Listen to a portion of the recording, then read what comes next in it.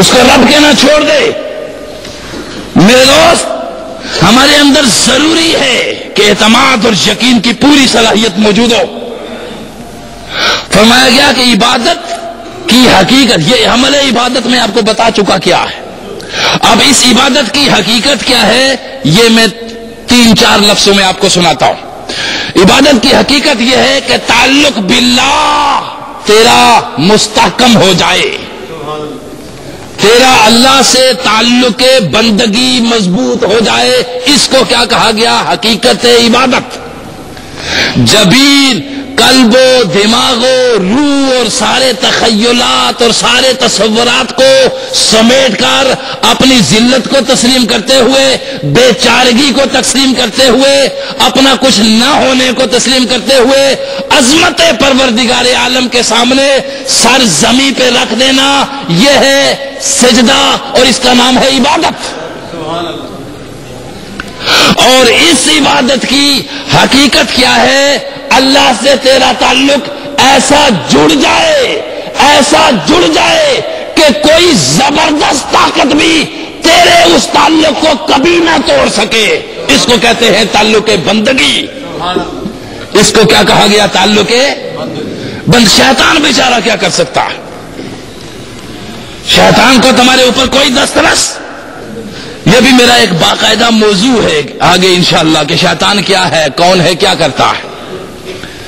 اسی قرآن سب کچھ بیان کر رہا ہے آپ کے ساتھ۔ عبادت کی حقیقت یہ ہے کہ تعلق باللہ آپ کا کیا ہو جائے؟ مستحکم، اور تاکہ بندگی کا تعلق بندگی، اللہ کا تعلق بندے کا تعلق بندگی اللہ سے قائم ہو جائے۔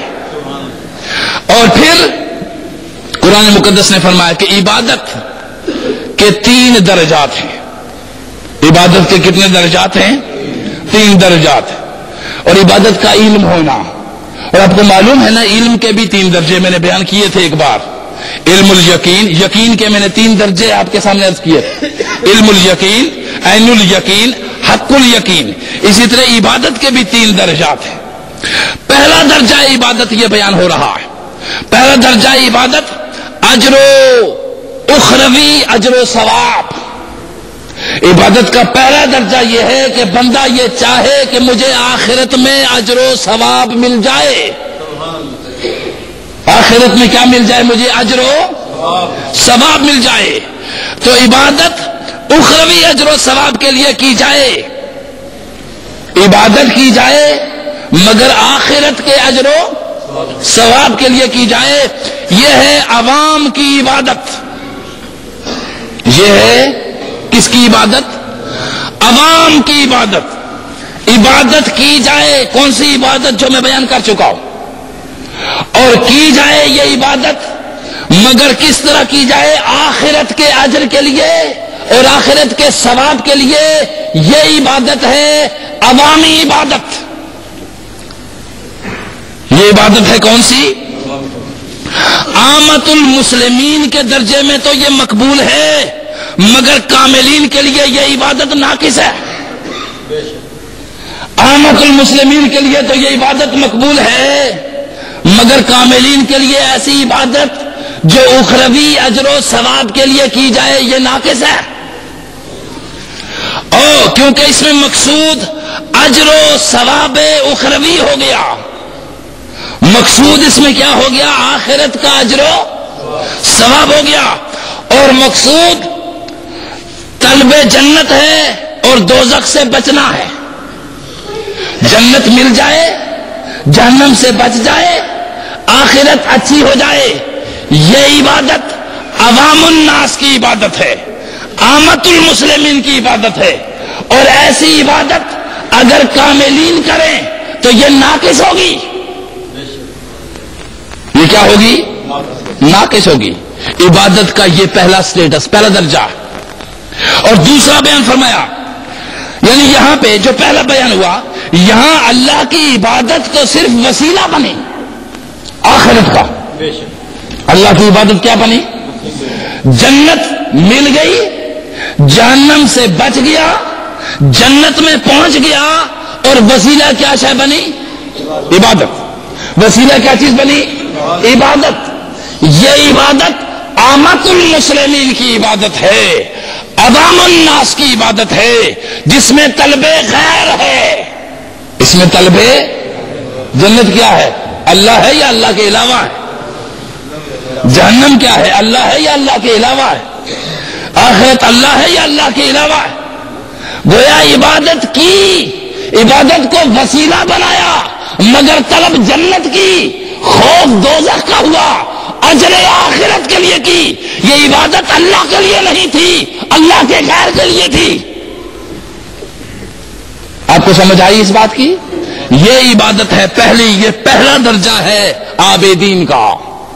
دوسرا درجہ عابدین کا شرف عبودیت کے لیے عبادت کر رہا تھا، پہلا اجر و ثواب آخرت کے لیے، دوسرا درجہ شرف عبودیت، ابدیت کے لیے، شرف ابدیت کے لیے، کہ عبادت شرف ابدیت کے حصول کے لیے کی جائے، یعنی اس کے ذریعے بندگی کا شرف حاصل ہو جائے، اور حکم الہی کی تعمیل سے انسان اپنے اصل مقام کو پا لے۔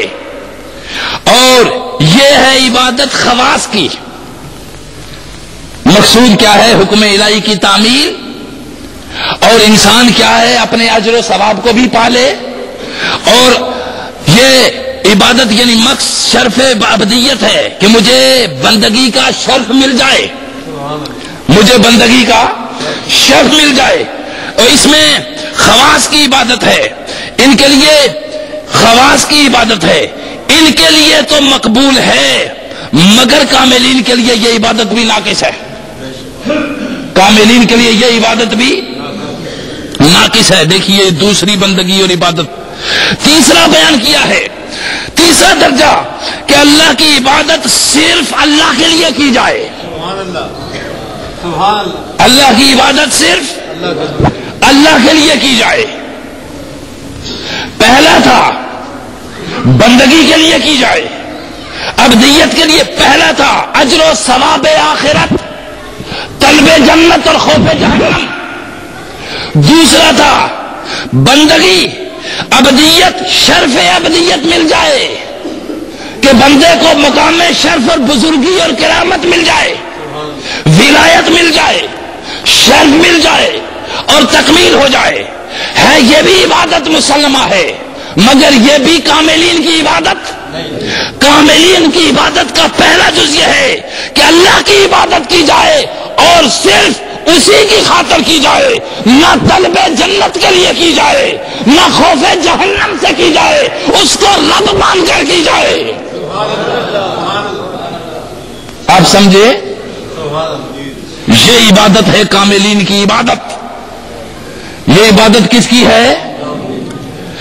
اس سے خودی کو پالش ہوتی ہے، ضمیر زندہ ہوتا ہے، اور یہ اتنا بلند ہوتا ہے تو پہلے تو چیختا رہتا ہے ربنا ربنا ربنا، جو مردہ آواز پچھلے 56 سال سے 2.5 ارب مسلمان نکال رہے۔ کتنے ارب؟ 2.5 ارب مسلمان بمے جبہ و دستار اور تسبیح اور پگڑی، 2.5 ارب مسلمان پکارے او ہمارے رب، او ہمارے رب، او ہمارے رب۔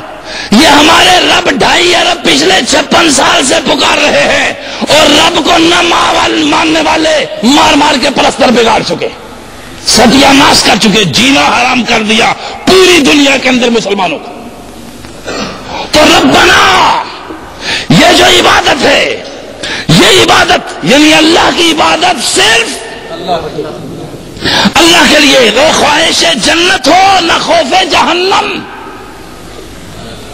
نہ خواہش جنت ہو، نہ خوف جہنم، نہ بلند و بالا مقامات کی طلب ہو، نہ ولایت اور روحانیت کی طلب ہو، نہ دنیا اور آخرت کی طلب ہو، اور نہ ظاہری اور باطنی برکتوں کی طلب ہو۔ یہ سب کچھ خود بخود مل جائے گا اگر تو رب کا مخلص بن گیا۔